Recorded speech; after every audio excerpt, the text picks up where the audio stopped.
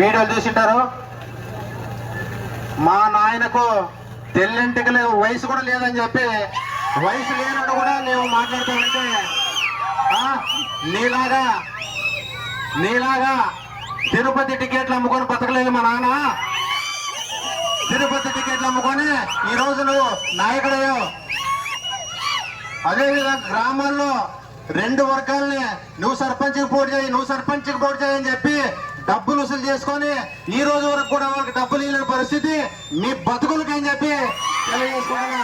మీ బతుకులకు సరిగా లేకుండా మా గురించి ఏమిస్తే అవసరం వస్తే కార్యకర్తలని ఇంటికి వచ్చి తంతారని చెప్పి తెలియజేసుకుంటున్నా. అవులాగా నీవు మాట్లాడేటప్పుడు మా గురించి మాట్లాడేటప్పుడు ఒక్కసారి ఆలోచన చేసుకో.